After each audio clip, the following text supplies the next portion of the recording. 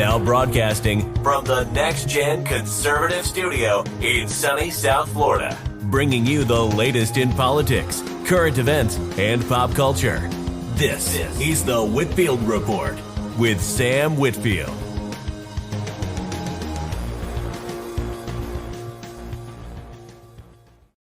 Well, McCarthy getting elected, back to Speaker of the House really fucked up the narrative of the show tonight, because I honestly didn't think he was going to get elected to, Speaker of the House. It seemed like he was down, but I guess they made some more concessions, and so he's back in now. Anyway, hi, folks. Welcome to the show. And death to conspirators as well.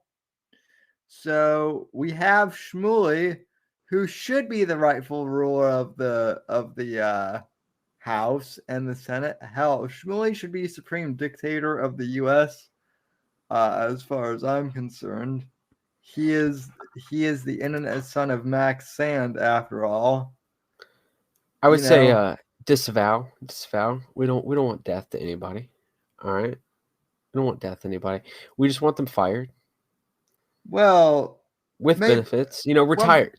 Yeah. For maybe not death to conspirators, but re-education at least. So, I mean, if we're just going to jump into that topic, to be more specific, if you're in sort of the internet, sort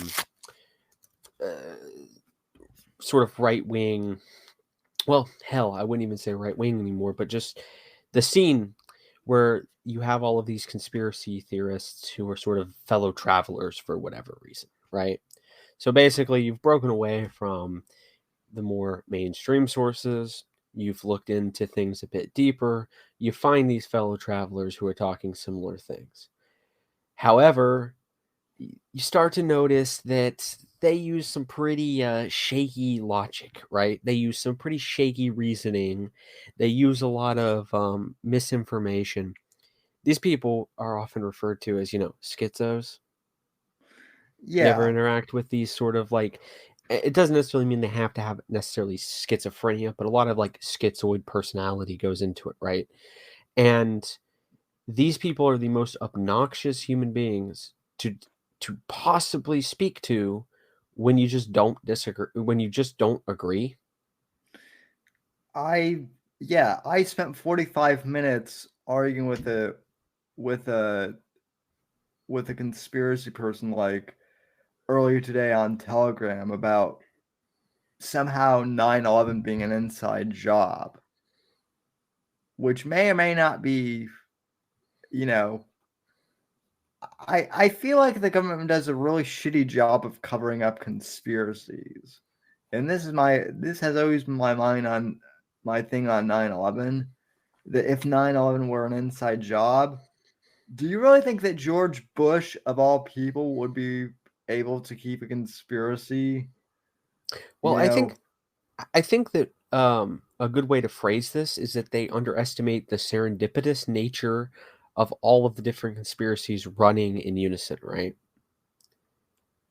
9/11 for George Bush and Dick Cheney and them is kind of serendipitous. It happened. It benefited them. They used it, right? Yeah. Now, the CIA had helped Osama bin Laden build the Mujahideen to fight the Soviets in Afghanistan, right? Yeah. So, for Al-Qaeda out there plotting, right, it became kind of, it was convenient to get that aid, to get that help. And so what a lot of the conspiracy theorist type of people fail to appreciate is just how complex the world really is, and how many of the different conspiracies running in unison create the predicament that we find ourselves in, right? Yeah. If you look at the Twitter files, what you see is it's a clusterfuck, right? it's this person knows this person who works at the White House, and there's an official thing, and so the CIA and the FBI is going to tell them to watch out for the story because it benefits this guy. And then sometimes Adam Schiff asks him to do something, and he gets, cricket chirps, and it's the kind of stuff you expect. And that's how the world works. It doesn't work in this like pyramid shaped org chart, right? Yeah, the thing with the Twitter files, because people have asked me to go over them on the show, and literally there's too much. There's no way to cohesively organize it, because the ironic thing about Twitter, about the Twitter files, is they're disseminating the Twitter files on Twitter, right? But the thing of it is, they're kind of disjointed if you look at them, because there are too many things to connect. If they were just to release the Twitter files as like one continuous thing, that would make sense. But no, they've got to do the whole thing of, well, tune into Matt Taibbi's account for this thing, and go look at Barry Weiss's account for this thing. And what we're up against, right, is an oligarchy. And so what do you see in oligarchy? A clusterfuck of a bunch of people vying for power. They all want to protect the power that they have, and they'll run like a herd towards a narrative or down a path until something spooks them and they change direction. But like, that's what you see when you see an oligarchy is ruling over you. You don't see this like dear leader Xi Jinping tells them do this and that and this and that, and then they, sig heil and go off and do it or something, right? Like, that's not how the world works. And that's how the world works when you listen to these conspiracy theorist types, right? Well, when I listen to the conspiracy theory types, they think that Bill Gates, they think that the entire world is run by billionaire pedophiles, basically. And if you ask them who these billionaire pedophiles are, they don't really give a concrete answer of of who they are. They always say, "Oh, it's Bill Gates, it's it's Mark, it's Mark Zuckerberg, it's all these people." You ask for the receipts, and then they just say stuff like, "Well, they're rich, so obviously they're pedophiles."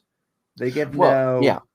Well, because the logic follows, right? Like, if you follow and work your way backwards from that point of view that all the world is run by billionaire pedophiles, right? And you logic it backwards, well, then anyone who has power and money must be one, because they control everything, right? Except for Trump, though, which I've seen a lot of them say he is. I have. Well, I mean, I've seen some of them. See, though, that's kind of the disconnect, because I've seen a lot of people be like, "Yeah, the world's," and then I'm like, "What about Trump?" And to be clear, I don't believe that Trump is a billionaire pedophile, but they'll say the entirety of billionaires are pedophiles, right? And then you say, "Oh, well, then in that case, what about Trump?" And they'll be like, "Oh, everyone except for him."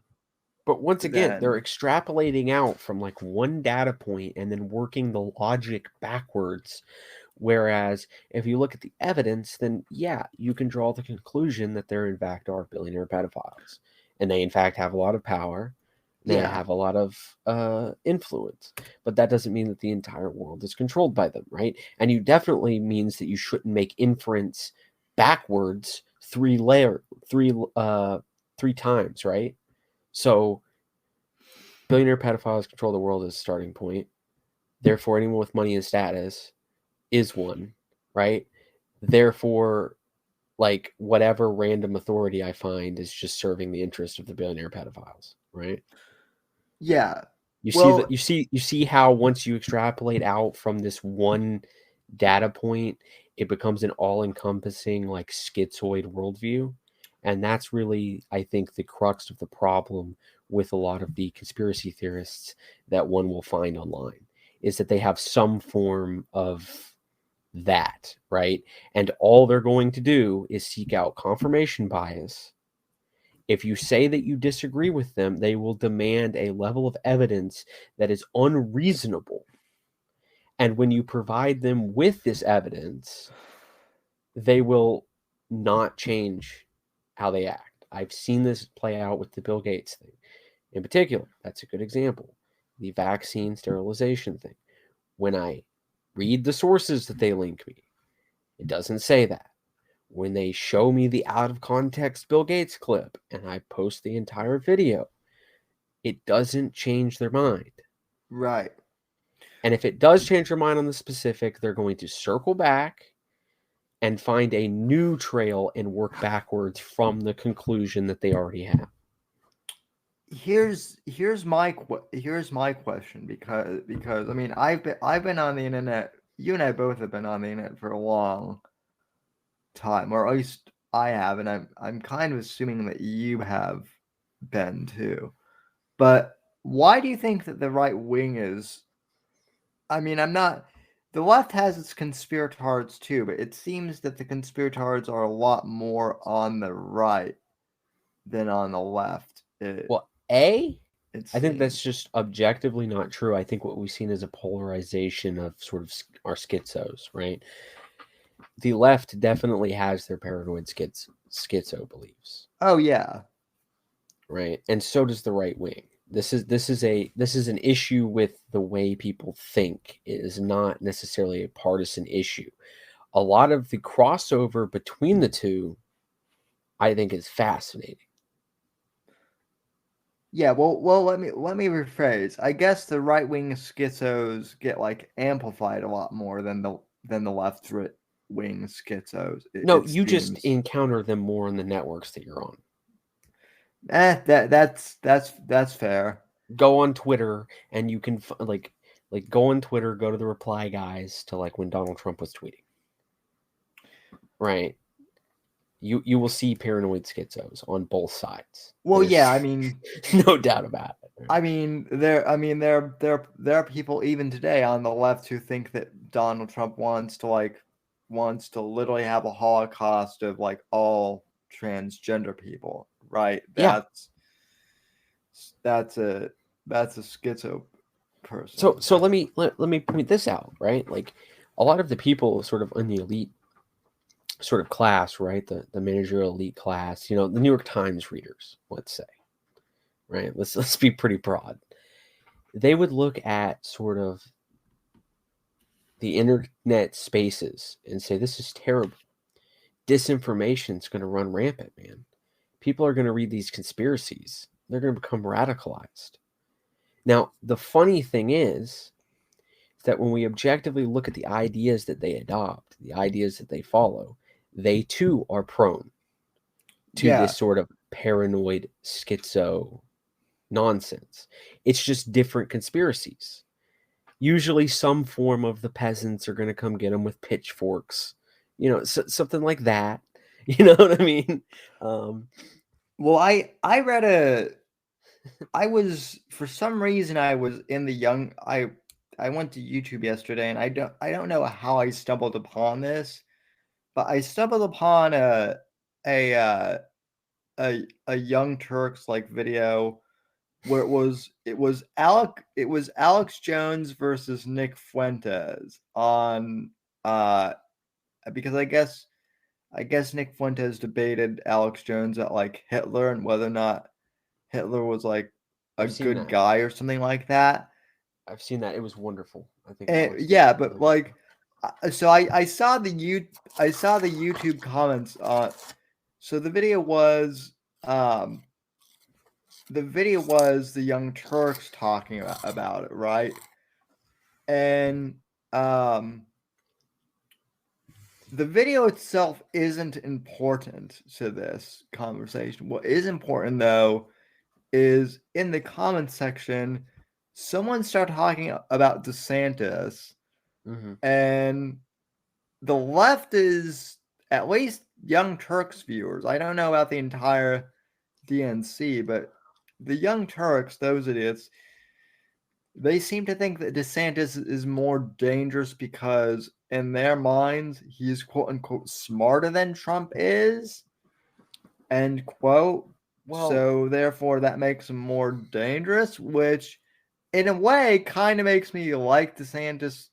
I mean, I already like DeSantis, but it makes me like him a lot more because he's literally living rent free in like the left wing conspirators' heads, even though he's backed by more establishment figures. the problem with him is that he's obviously a lizard person and he's part of the lizard people.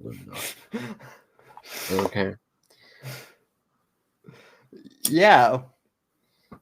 Well, you know, we have geckos here in Florida. You know that. You know, but I mean, really, are the lizard people that bad? I mean, they're a lot better than the cockroach people. They keep them away. So. Yeah, that's true. We actually we need more lizard people, actually, because the cockroach people are, you know, it's a big problem, especially in the summer. So Womp womp. Yeah, just run my joke into the ground. It wasn't even that good to begin with. Who am I kidding? You're not running anywhere. So. Well, yeah, there we go. That's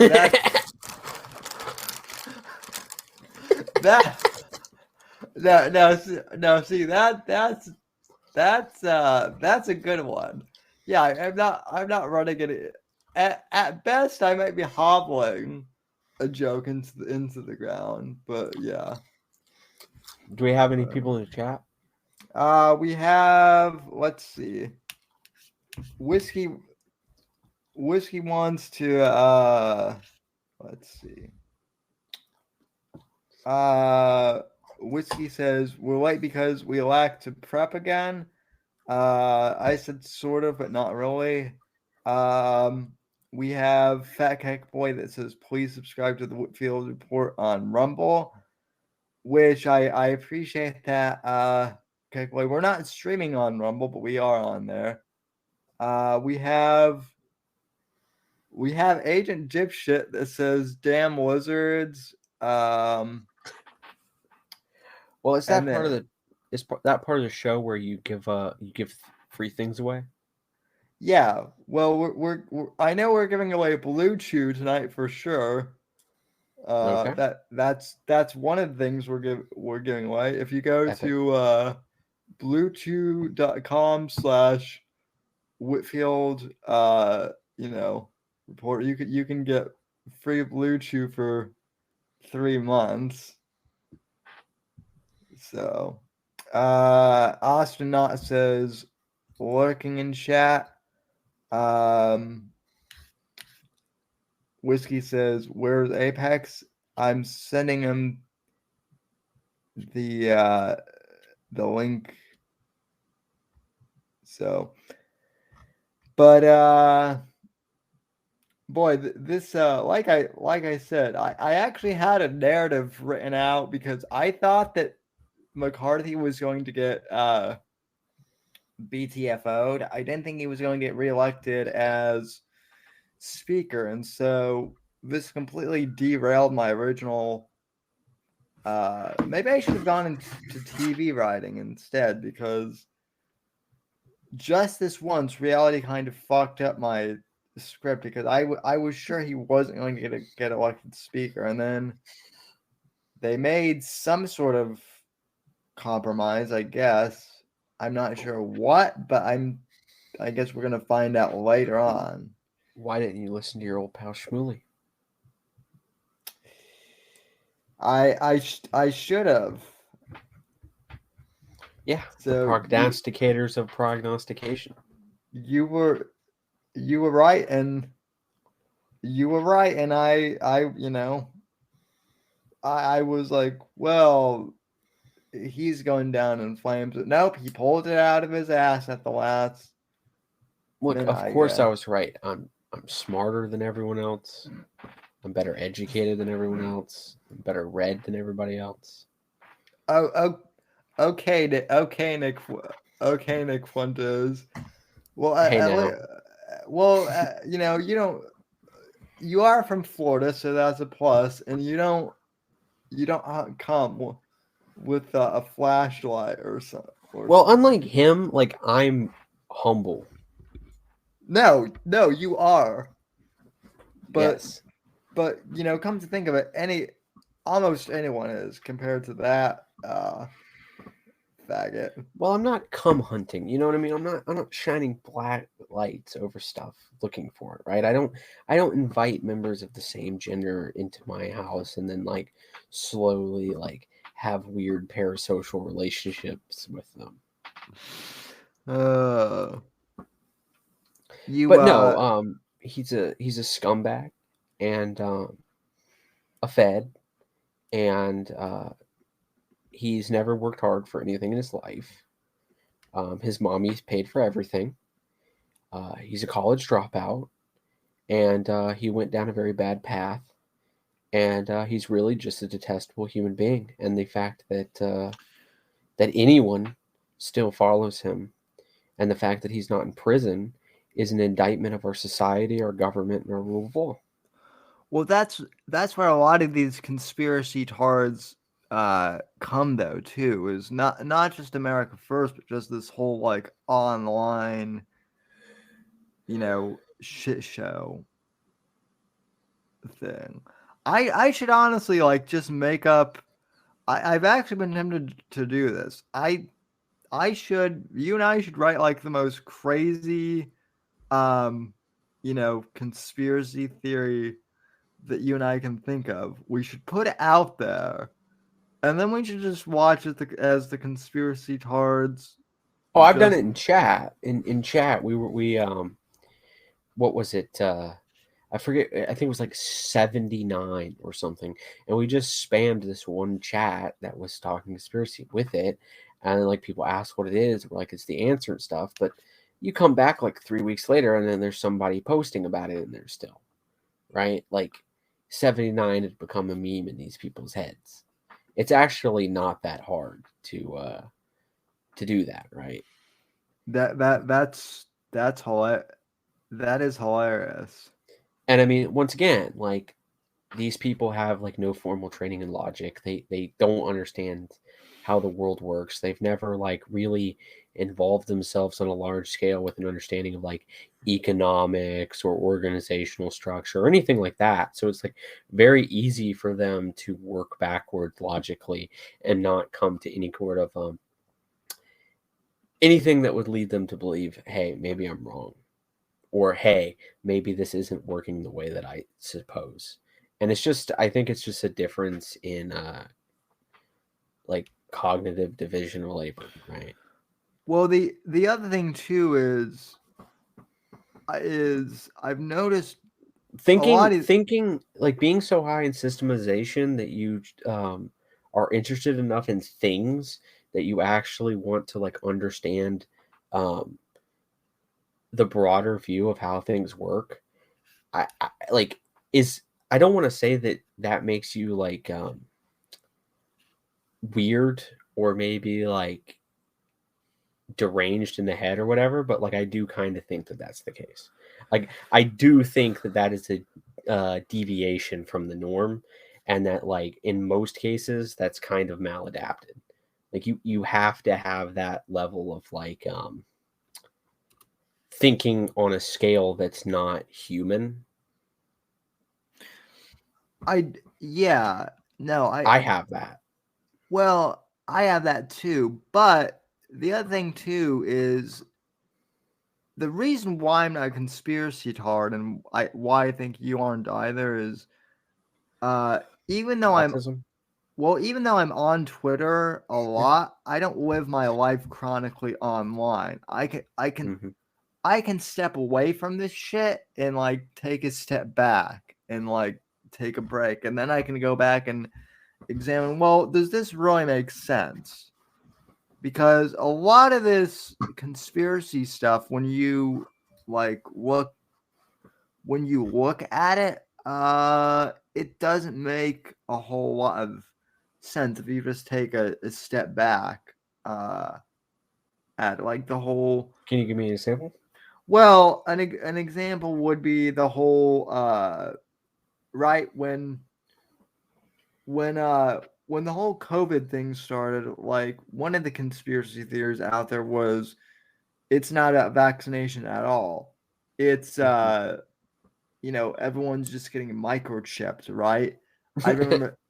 I remember that was a whole that was like a whole big conspiracy thing that everyone's getting microchipped. Well, okay, well then I asked, well then who's making the microchips? Like, what evidence do you have of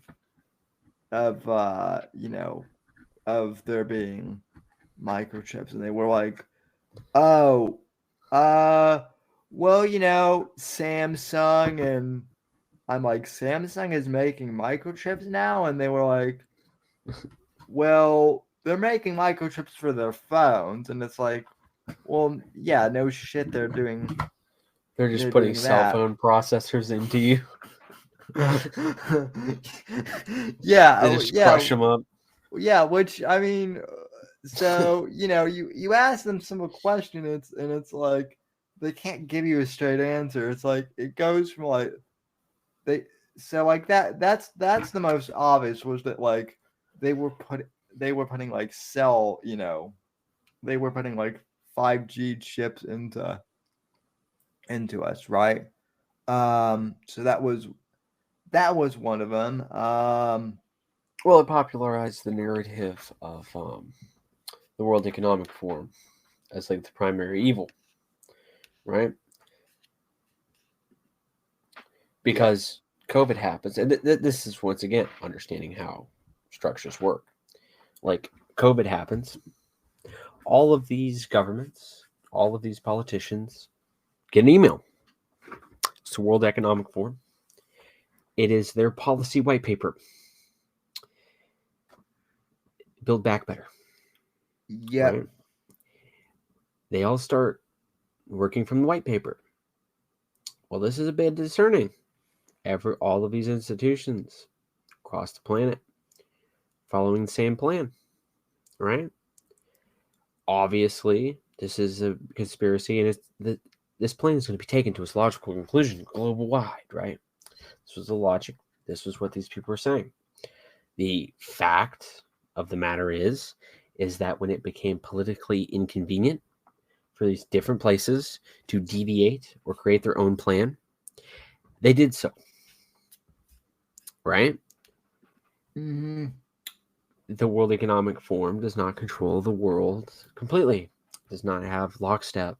Not every politician is completely and utterly loyal and self-sacrificial to their plans. They have quite a few. Right? A lot of people in the conspiracy thing are still into it because you can't falsify it. Because, well, what if they really wanted these politicians to deviate?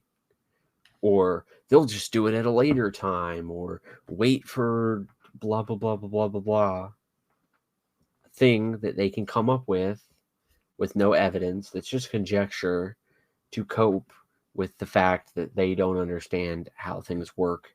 They're not coming up with reasonable explanations for what's going on because they're less intelligent and less educated than me.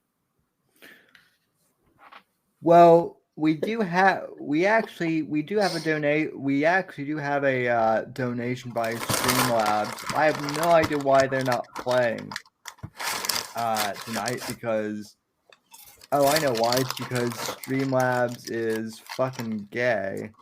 But we do have a donation from Fat Heck Boy, and if I can pull up, I will read it. I did see Heck Boy, though, your comment in chat that he says ROTC is right at this point. Fuck voting, federal elections. Just focus on local in your state only. I mean, I have said for a long time, even before I knew of Revenge of the Cis, that definitely voting in state elections in your local elections, that is where you can affect real change. I wouldn't say fuck voting federally, because believe me, the federal government, they still do have power for sure. But so to say If you just live in don't. a place where mail-in ballots are sent out unsolicited, you know what I mean? Just do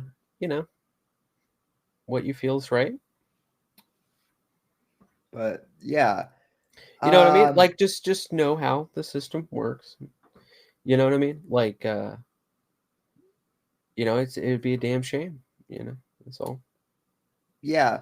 Well, I mean, the problem that we have federally, though, is, this is a big problem with politics, because just in general, but especially at the federal level, right? Because now we have, like, it's not even like 2024 yet, but we have Trump running, but now we also have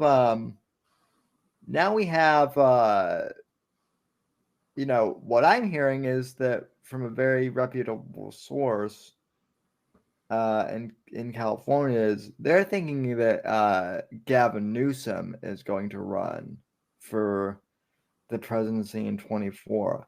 That's an awful idea on their part. So they should do it then, is what you're saying. No. What I'm saying is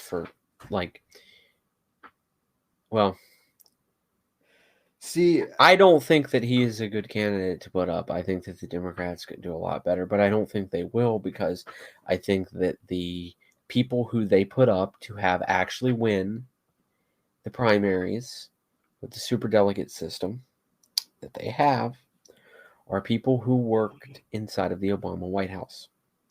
And yeah, for sure. I don't think that we've run out of those people. And so the idea that Newsom is going to become the thing, I don't think it's going to happen.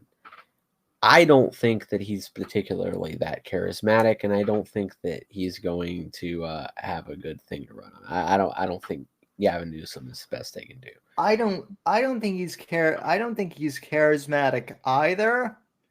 But here's the thing: if Trump runs, if Trump gets like this is my only concern with running Trump, right? I'm not against Trump running in 24. What I am concerned about is normies are is a lot of normies are so stupid now that they'll be like, "Oh, Trump's mean tweets. We'll take anyone but Trump." And then we'll get Newsom or someone. We literally saw that with Joe Biden in 24. And granted, there may or may not have been election fraud. Again, I can't say for sure that there was, because Yeah, but more people voted more people voted for him than have voted for any Republican candidate ever. Yeah, that's true. Again, not saying, Susan Wojcicki, that the election was stolen, but why would they not run Oprah? Ben Shapiro's prediction is that they will eventually run Oprah. Running Oprah, I don't think they will, because once again, I think that they're corrupt. I think that they're an inside club, so to speak. And I think they're very good at keeping outsiders out. But if they were trying to be politically expedient, Oprah is a much, much better pick. Because what are you going to do? Are you going to be mean to Oprah in the debate? Are you going to be nasty to Oprah? She starts off as being likable by a large portion of people. Yeah, but the women vote. Is Oprah even like politically? My question is, for anyone who would theoretically vote for Oprah, is Oprah even like political, really? Because I've heard Trump talk politics. I know that Oprah's a liberal, but she never really seems to dive deep into politics anyway. And so Perfect. for her to become political, that would really hurt her brand. Also, I did find Fat Kick Boy's super chat. Time to accept the truth that Ron DeSantis 2024 is going to happen. You and I know it, so no point in denying it. I know that people want DeSantis to run in 24, but I personally think he should stay the fuck here as our governor. And I'm not even a native Floridian. Look, it makes me sad. It breaks my heart, the thought process that he would do that to himself. Okay? Yeah. Running against him splits his own base. It makes people uncomfortable. It causes a problem. It causes a rift. And he has to separate his brand from Donald Trump's brand. Now, how is he going to do that? How is he going to differentiate himself from him? He's going to what? He's going to say that he was too mean to the media? His shtick is being mean to the media, too. Is he going to say that his policies are bad? Yeah. His policies are based on his. All he's going to be able to do is go, well, I can hire better people or something. And that's going to tune into a lot of really political conservative types, people who really consume content and know about Trump's cabinet picks. Most people are not like that. It would be much better for him politically to wait this election out. Then Donald Trump's not going to be able to run again. He can say, Donnie tried hard last time, he didn't win, or Donnie won and he did a great job. I'm going to carry on the torch. I'm the logical pick.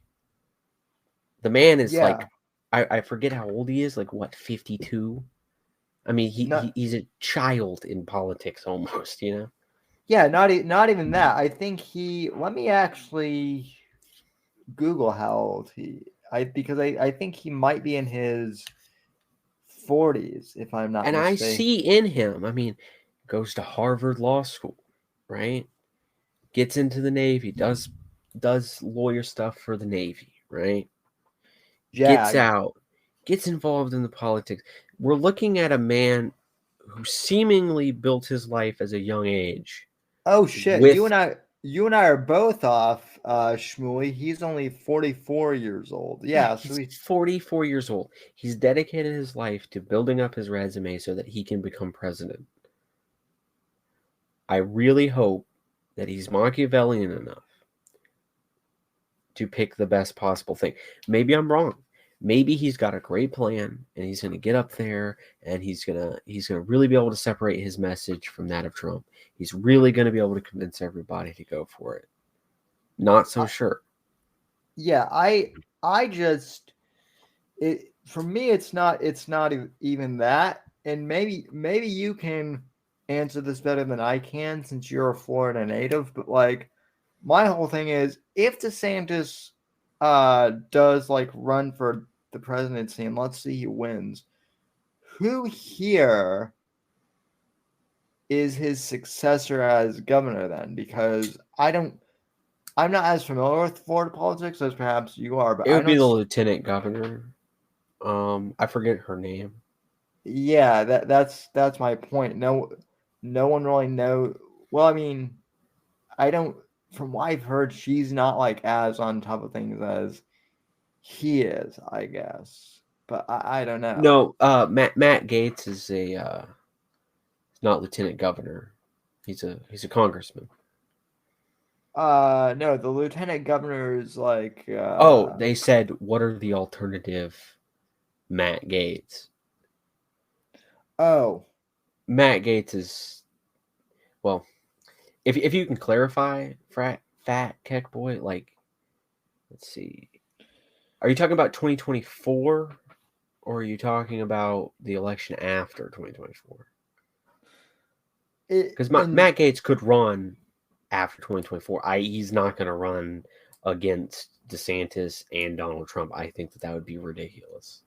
Yeah, Matt Gaetz is not going to Maybe that would even be more off-brand than DeSantis, right? yeah. I mean, someone on Facebook mentioned Ted Cruz. That's He'll not run. gonna. Yeah, that's not gonna happen. He will run. Oh, you think Cruz will run? Yeah, 100%. I think he will. But he's run like a bazillion times. Oh, Yeah, he's run a bazillion times, and like he almost won, but Donald Trump trumped everybody. He defeated everybody. But I remember having these debates with people who were during the primary in 2016. They were enthusiastically pro him, and they acted as if he was some sort of like moral character, and that they knew his morality was superior to that of others, right? Which I always find a strange thing. I don't know what people do in their family or their private lives, and I don't. My whole experience with the Ted Cruz people, I've been going back to like 2012, like back when I was in high school and was doing this whole political thing, was they were saying Ted Cruz was anointed by Jesus to become president, right? And it's like, well, how do you know that? Like, first off, to me it's more amazing that you saw Jesus. Like, holy crap! Like, can we just talk about that for a sec? Like, forget the fact that Ted Cruz, got anointed by Jesus. Like, you saw Jesus anoint. It's logic like that where you start to lose people though, and that's like, I'm not saying that like I'm not, again, the election may or may not have been stolen, but you also get or not even conspirators, but like religion tards who like, oh, Trump or DeSantis or name your pick was anointed by Jesus, and that always drives people to the other side, right? Well, I mean, it's just not where it's at, man. It's just absolute cringe. And like I said, pretending like that a presidential candidate is like a moral good person, to the point where like you're going to proclaim it like that, just strikes me as like cringe. Like, no, you don't. You don't know. You don't know if he beats his wife. You don't know if he, you know what I mean? You don't know. No, and I can tell that just from because I have a friend who I have a friend who works in DC as a congressional staffer, and the thing about DC that a lot of people fail to mention is that like the Republicans and Democrats, they are like ideologically opposed to each other as far as like politics go, right? But it's also like pro wrestling where like they'll fight each other, on like Capitol Hill or whatever. But then like outside, you'll see them. They all go out to dinner with each other, right? Like they all go to each other's, houses on the weekends for barbecue. Maybe not all of them, but like the point being is they don't all hate each other, right? Or as much as so. Yeah, to your point, you don't know what's going on. So.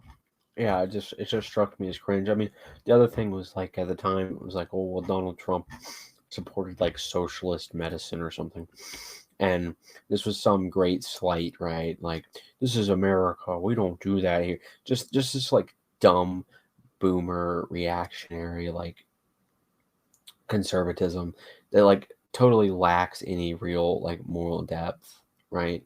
No depth of thought. It's like, no, actually, I valued restricting illegal immigration more than I value the socialist medicine, right? The possible threat that somehow, Yeah. because in the 80s he said maybe we should have a single payer in an interview, right? And big keyword maybe, or something like that. Um, it's just like, what the fuck? There's no actual analysis of anything going on. You're just repeating like the Yeah. worst tropes from talk radio. I mean, and yeah, just you're gonna eat up what Sean Hannity says. Really, what great intellectualism, right? Has Sean Hannity apologized for wanting us to get into a war with Turkey over a bunch of communist Kurds?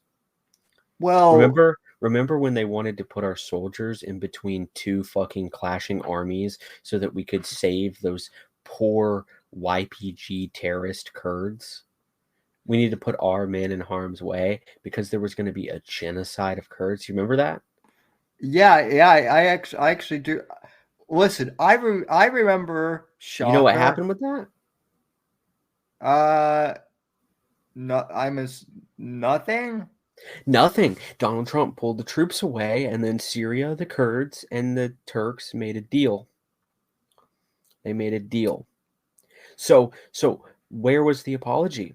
Where was the apology from these talk radio conservative types for wanting to get us into an unnecessary war with a NATO country, presumably, or have our troops be cannon fodder in between the two, put our bodies, our young men's bodies in the way to prevent a genocide that then never occurred? There was no analysis of like, oh, I was sorry. How could I be wrong?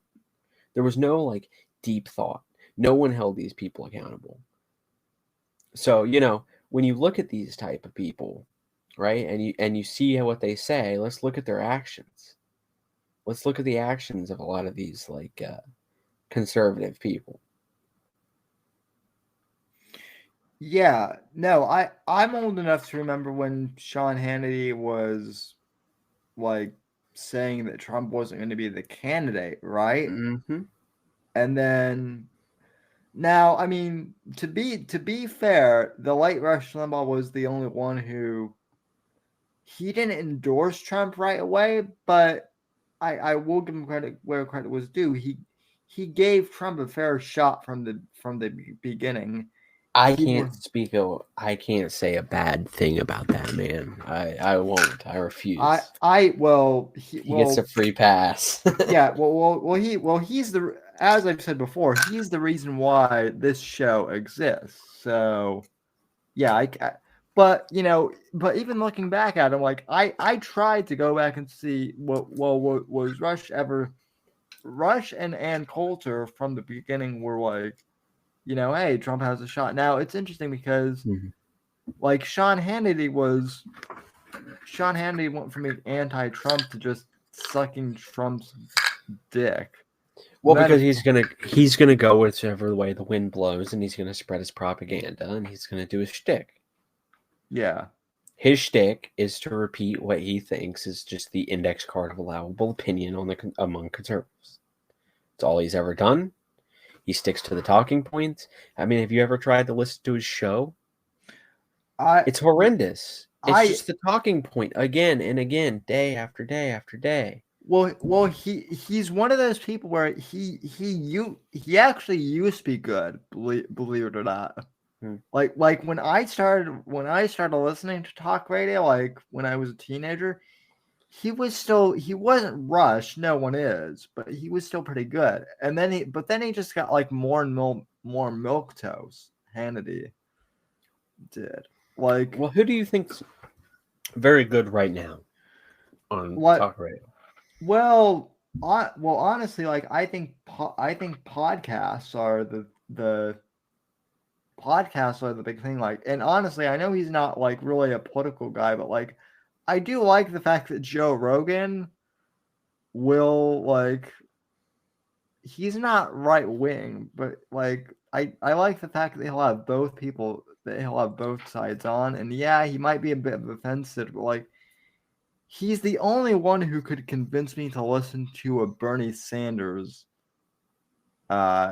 even though I think Bernie is still full of shit, even after he went on the Joe Rogan podcast. Well, or that long format, the one-on-one format is fantastic, and I think podcasting is definitely innovative in that way. Yeah.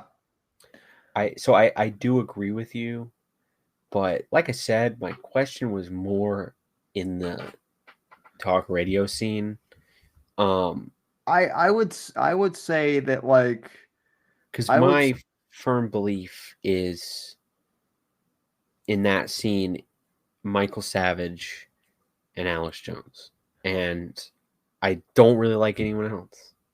I would say Alex Jones, but I would also, I mean, Buck Sexton, the guy who replaced, Not bad. not bad. I Not bad. Yeah. I like him more on his own podcast when he does the radio show with Clay Travis. And by the way, I do like Clay Travis, but let's face it, Clay Travis is more of a sports guy than anything else. I like them both, but again, they're not Rush, and they are more. They're not like as establishment as Hannity is, but they don't really push back. They don't. The difference between a Michael Savage and a Sean Hannity. So Sean Hannity's doing the talking points, the gay talking points over and over again, and we're going to fixate on the political thing that's going on right now, and we're just going to keep hammer it home, and I'm going to say the allowable opinion. Whereas Michael Savage, like I said, I disagree with Michael Savage on a lot. I and Michael Savage don't see eye to eye on a lot, but the difference is that he's a personality and that sometimes he'll bring antidotes and other things into his radio show that make him, like a fucking human being, that make him relatable. Yeah.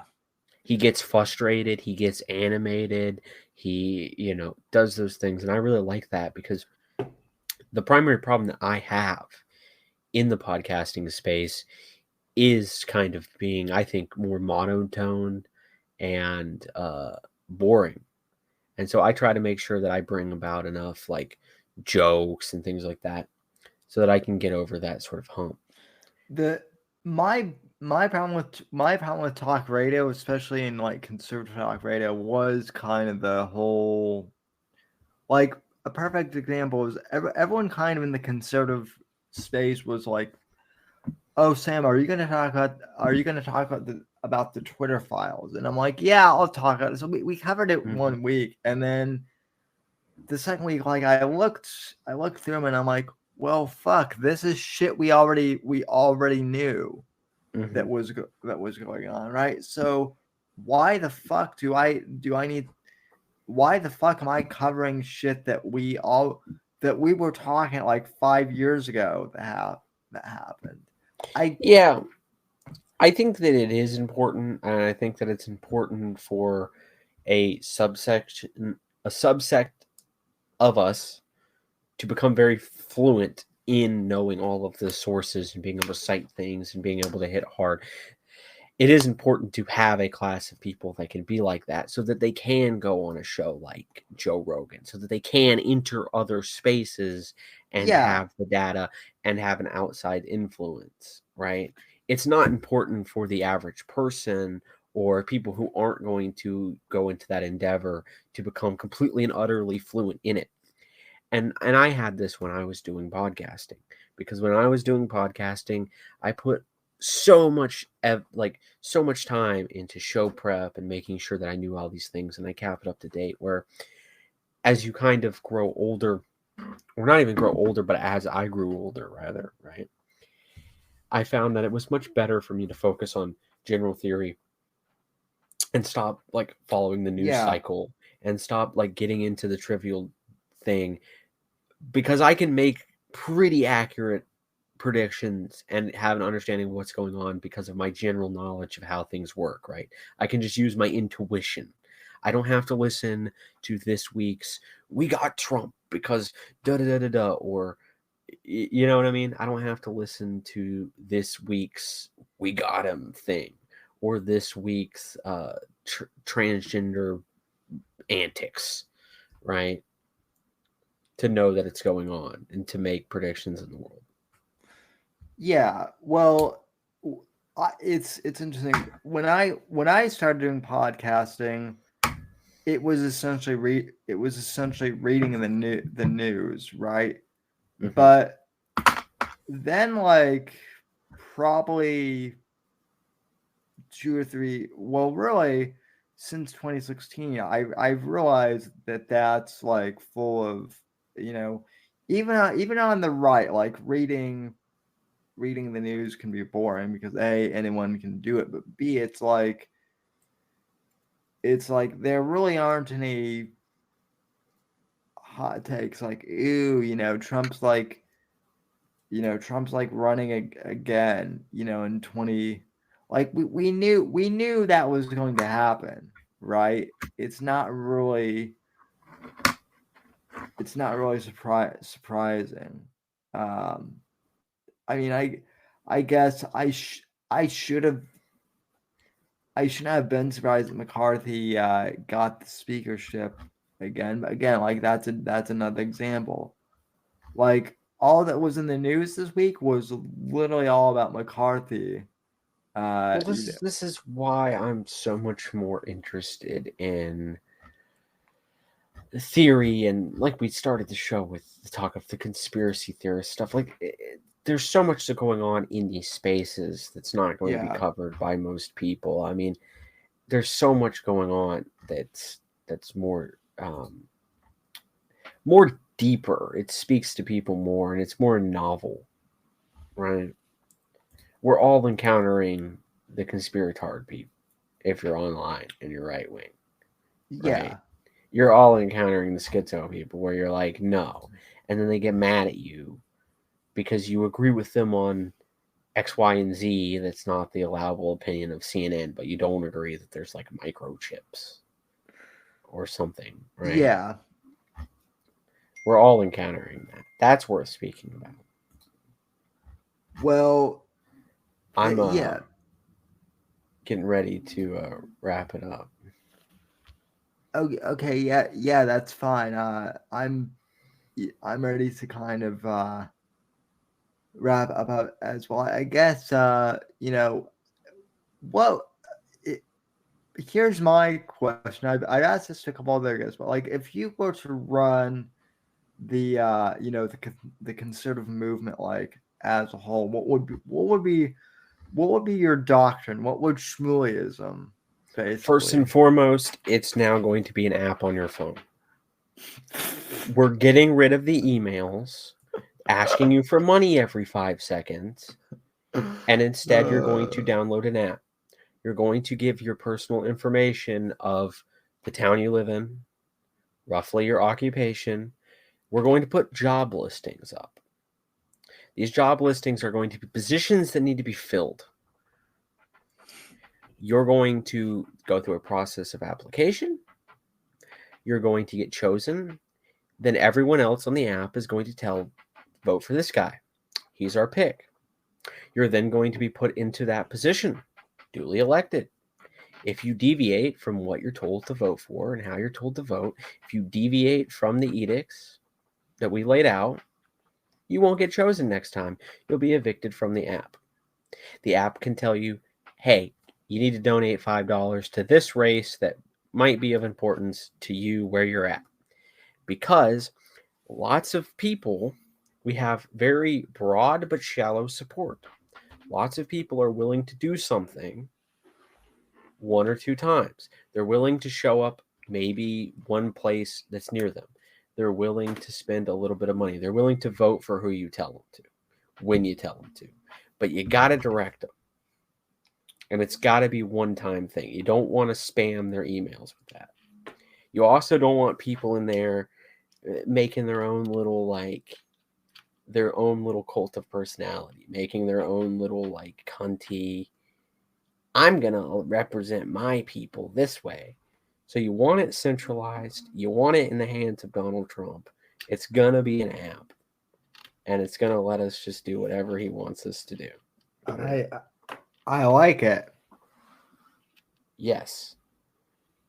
Yeah, because this is a political tool for politics in the 21st century rather than the tools that they're currently using, which are for, I mean, can I really even say 20th century? Like, or is it 19th century tech? Like, I guess it's More, an yeah, email, yeah, but well, we'll see that's the other thing too. Is like I have said this for since the beginning of my show in like 2009.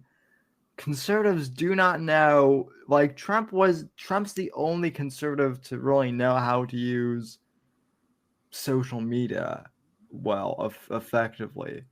I'm sorry, but Turning Point USA, like posting memes, like talking how like big government spending is bad, like that's just cringe. Like no shit. well, But I think they have their purpose, and I think that they do an okay job. I they give them a 5 out of 10. they do have their purpose, but it's like and But when you're saying that these people are using social media effectively, it's like yes and no.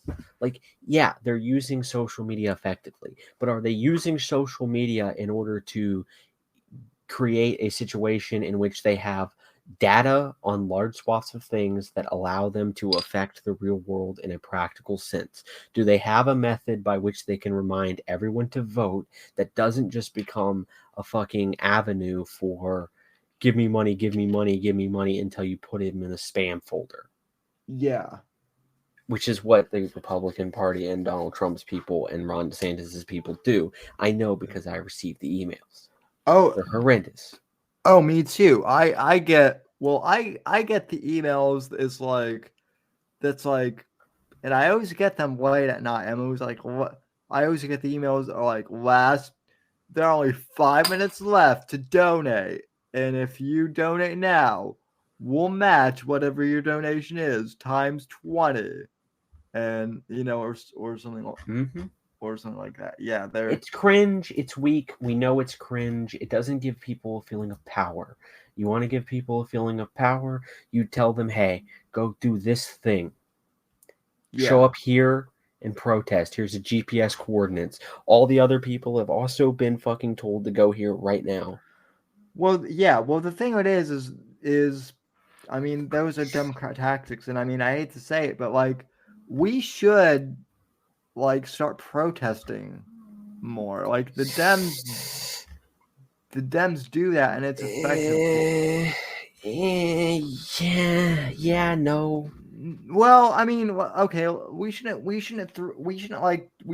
start like torching buildings and shit like that. Like, I'm not saying we should go full Antifa, right? But I don't think January 6th on its own, like, yeah, like the retards that went into the Capitol and whatnot, that's stupid, right? I get that, but Okay, like, but here's my point, right? If we're going up against the media and academia, what institution are we protesting to make change? Who are we calling on who has power to make change? Because yeah, the left can do that because they can demand these institutions make change, and then behind the scenes they actually use a bunch of like money and status and NGOs. Well, yeah. It's only part of one broader point. So to say that conservatives should protest only if it accomplishes something that is worth the resources. And I would argue that I can't really see that happening unless, like I said, it's an app we can have spontaneously, like if Donald Trump gets elected, a department is doing bullshit, right? He says FBI is gone, and they go to drag their heels, or somebody's disobeying him. Then you have a mass swap of the people to fill the streets, to show support.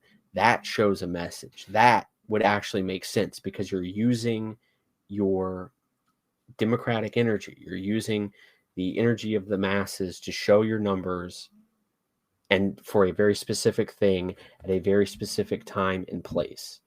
But it is not good to have our people go out and hold gay signs thinking that they're going to change the world when they're not, because that's not how power actually works, in my estimation. Yeah. Let's see.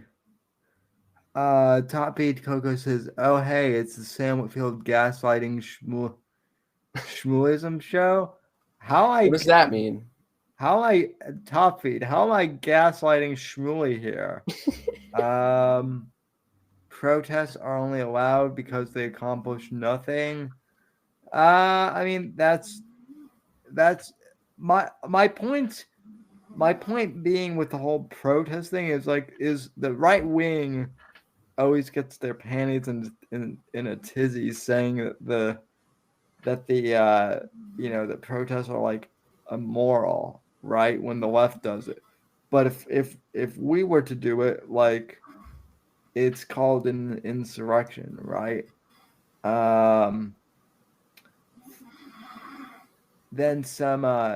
Then freedom is never given voluntarily by the oppressor. It must be demanded by the oppressed. MLK.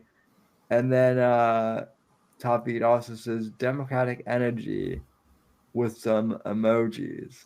Well, in any system, you're going to have the three forms of government, right? You're going to have basically monarchy, rule of one, oligarchy, rule of the many, or you're going to have democracy, rule of the masses, right? You never really get rid of the energy of all three. In our system, yeah, especially is meant to not really diminish. It's meant to have all three, right? Initially, I don't think that the protesting is effective unless, like I said, you have that clear and specific fucking thing you're demanding someone in power do right now, right? Yeah. Put pressure on them to do it just by number. I think violence is counterproductive. I think that's not a very good strategy. And so we're left with other strategies, right? Well, have I told you my theory on January 6th and the whole, like, insurrection, quote unquote? I think that, like, that the whole QAnon thing was a psyop to make Trump look bad. I think it was a psyop by 4chan. Yeah. Votes. Well, what if 4chan, hear me out, was I have no evidence for this whatsoever. But if we're going to go down the whole conspiracy rabbit hole, what if the conspirators were actually CIA, people willing, knowing or unknowing, to make Trump look bad? If I were the CIA, I would make Trump supporters all look absolutely batshit insane. It's possible. I also think it's one of those things where, like, it was funny to troll a bunch of, like, boomers, like these conspiracy theory Trump people. It's fun. And, like, so 4chan did it, and also it benefited all of the wrong people, right? For sure. I mean, you it's not impossible. Like what you're saying is definitely not something that's completely impossible, that it was like a complete psyop from beginning to end. And no. But see, like, that's the other thing, is I'm at the point now where I can entertain that. Five. See, like, I'm at the level where I'm not a conspiratard, but I'm also not like completely anti-conspiracy either. Well, see, this is the difference, right? Like, this is the difference between, like, conspiratard, schizos, and, like, reasonable people who are well informed. And unfortunately, they view us as fellow travelers. I'm saying we gotta cut them off at the pass. We got to tell these guys, nah, fuck you. Fuck your flawed logic. We're going after you. We're not going to sit here anymore and just like entertain your wild delusions. Right? Mm-hmm. Not going to happen. How is it a false trichotomy, Top Feed Go? Can you expand upon that? He was obviously referring to the fact that you have democratic, monarchical, and oligarchical power. Like, I don't see how that's a false trichotomy when what other power could you have, right? I mean, we could be all ruled by extraterrestrials, and I don't think Top Feed Coco is one of those people. Okay, but if we're ruled by extraterrestrials, is there one extraterrestrial king? Is there an oligarchy of kings? Or are they democratic, right? Like that you know what? I should have had you on I should have had you on a couple of years ago, because I actually had some guy when I used to be able to take phone calls a long ass time ago. I literally had the aliens run everything, bro. Crowd call into the show, and they were like, and yeah, shit. I wish I would have asked them if the little green. But no, I mean it's the basis of like Machiavellian's political theory. Like it's like the basis of political science. Yeah. Like the three types. I mean, I think now they instead of monarchy, they say like dictatorship or something. Yeah, because something totally modern and PC and obviously not tilted towards democracy in any way. Yeah. But yeah. Well, I mean, because don't you know that everyone nowadays is far more intelligent than people in the past? Don't you know that there's absolutely no downsides at all ever to democracy, and that there's no real good critique of democracy, and everybody who came before us were just idiots? Didn't you know that, Sam? Oh yeah, no, I know that fully. Yeah, I know that. I know that Machiavelli. Oh, that's just the Prince. That's just an old book. That's not relevant today at all, right? Look, we just want democracy to work, and it's our democracy, and that means that some people need to decide who talks, because we don't want the bad opinions. That would be a danger to our democracy. I'm saying that there are other possible forms of government or no government whatsoever, but it isn't in the best interest of the wealthy owner. Well, like, I mean, the anarchist thing, perhaps you have me there.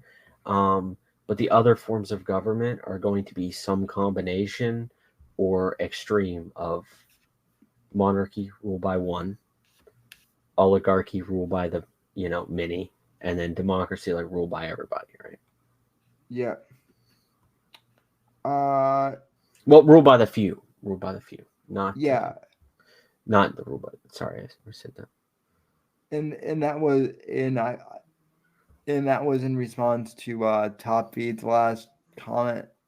He says, I see. I'm saying there are other possible forms of government or no government whatsoever. But well, the no government whatsoever. I mean, yeah.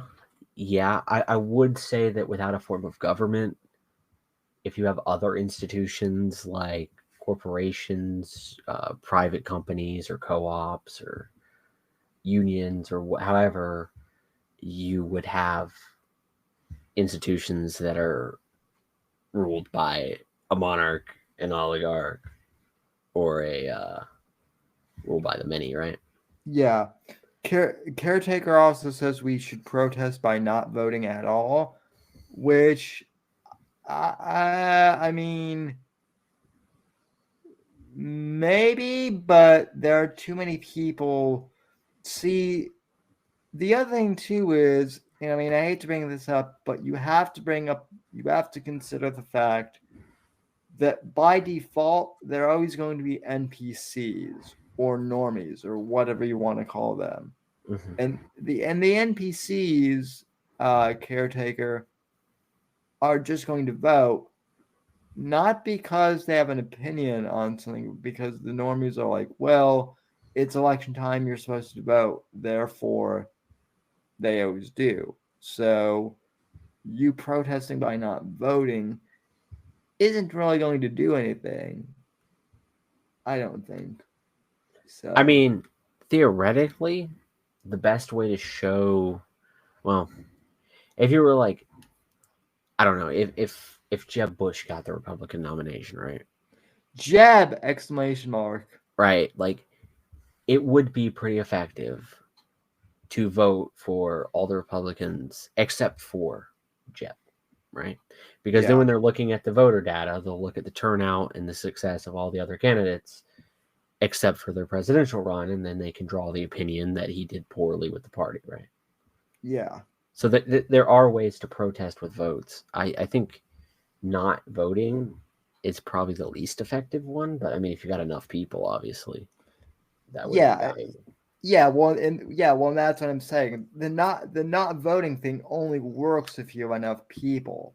But what I'm saying is, on the national level, and hell, even on the state level, you have too many normies in any given space that are just going to vote because they're told they should vote. It's not going to make a difference at all. So let's see. Top Feed Co says monarchs never have absolute rule without the blessing of other powerful wealthy. I don't know about all wealthy, but certainly monarchs in the past have had courts, and that's why very rarely do you see a pure form of a nation ruled solely on one of them. They're going to be a combination of them to different degrees. Well, I would say that a monarch having a court around him still insinuates some degree that he has power, and that's why they congregate around him solely.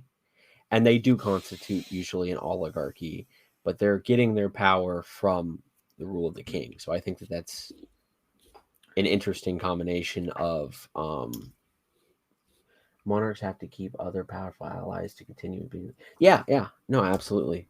I mean, it's the same thing that like Soviet Union fell to democratic energy, right? In the end. Yeah, well, the thing about Russia is basically run by oligarchs, or it was for a long time after the the post. So that's why it's so amusing, because it's like Igor, who owns the oil there, right? Igor Stechin, I believe his name is. Like he's the second most powerful man. The thing that keeps him from taking over is that everyone else hates him and would immediately kill him if he took out Putin. Right? But then Putin himself is also propped up by So in every society you have that. In fact, there's a concept called the iron law of oligarchy, which basically says that an oligarchy will form in every single political system. Yeah. Because the idea that status and power is going to. Oh, did we lose Smuly there?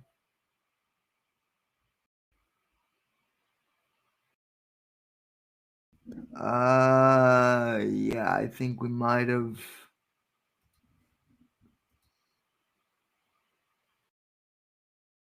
Yeah, we might have lost. But at least we lost his. Yeah. Hello. Oh, you're back. Oh, I don't know what happened. No, I just was saying that. I was just saying that you're never really going to have a pure form, right? Yeah. Sorry, I'm trying to. Well, no, you were talking about the theory of. The iron law of oligarchy. Yeah. So like every society is just going to wind up with some people some small few people holding more political power than everyone else. Yeah. I It's mean, kind of like that with money too. It's like the Pareto distribution, right? yeah. Well, if you want to look at it, we have that with corporations here in America. So. Yeah, but like we also have that with status, right? Like those who can influence other people's how do I phrase this? Yeah, perhaps. Yeah. Continue your thought, because what I was going to say is that the most powerful institutions in America are the ones that influence the way people think, right? Academia and the media. Yeah, well, academia, big media, and then also, big tech too at this point. Literally like, and I mean, I guess technically that could be, combined with like media, whatever. But like, if you go on social media, like your algorithms are kind of, engineered to like focus you on this point or that point or whatnot. So Yeah, I mean, I just think that I think the founders read Machiavelli.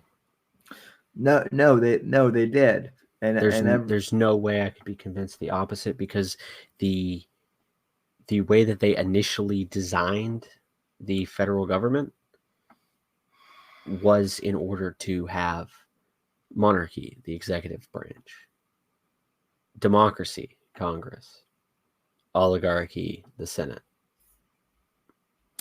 Yeah. I will go with Top Feed Coco that God has a sense of humor and likes to keep things spicy. I am living proof of that. Top Feed, me going from supposedly supposed to be like nonverbal to now being like a podcaster who won't shut up on anything. That's definitely funny in and of itself. But yeah, It makes you badass. I mean, overcoming that hardship, like you're the most fucking manly dude I know. I can't tell if you're being funny or being genuine, but I appreciate it. No, I'm being genuine. I mean, to be basically nonverbal and to overcome that to this degree, like, shows the level of like fucking perseverance that, I mean, you have to have built enough character to achieve that, right?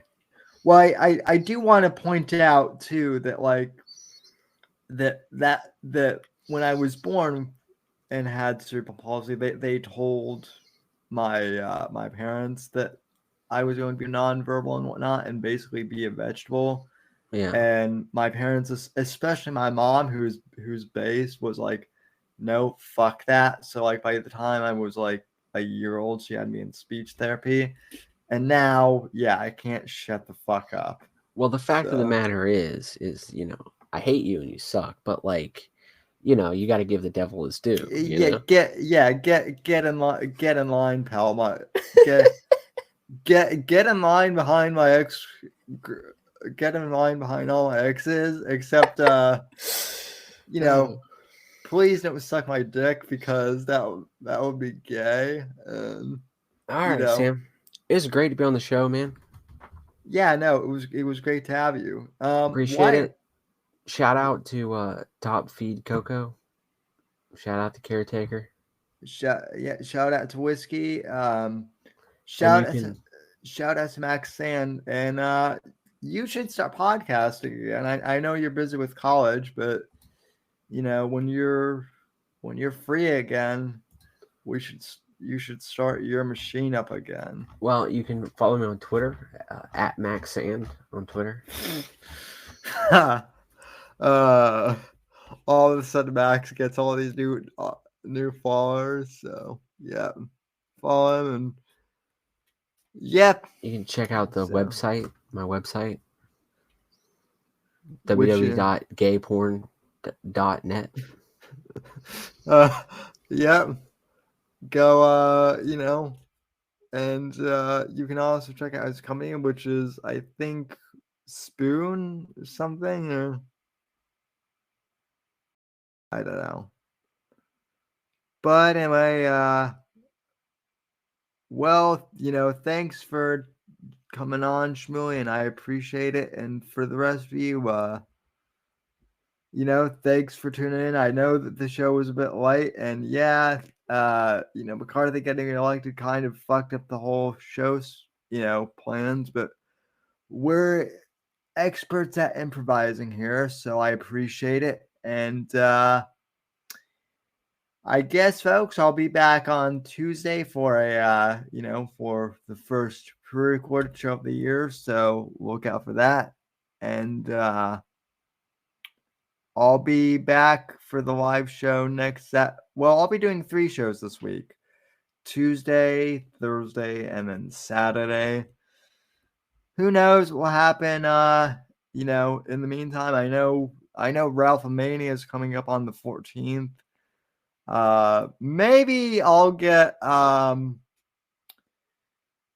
really need to get Milker Nation on here, or his brother Hoax Wars, one of the two on here. I need to find out what Hoax Wars' whole thing is. What I need to find out what makes him tick.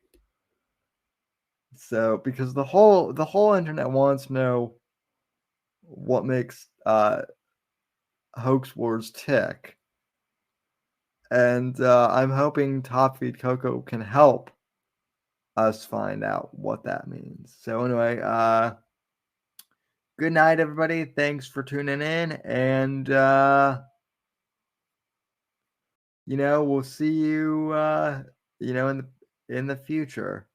So from all of the NGC studios, have a good night, and we'll talk down the road. And thanks to Fat Kick Boy for the $5, and thanks for supporting the show, everyone. Night, folks.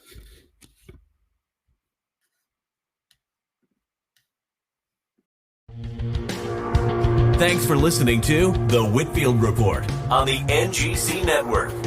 Please visit Sam's website at www.thesamwhitfield.com and support Sam on Patreon at patreon.com/Whitfield Report. Until next time, God bless, God save this great nation, and God, freedom, legacy, in that order.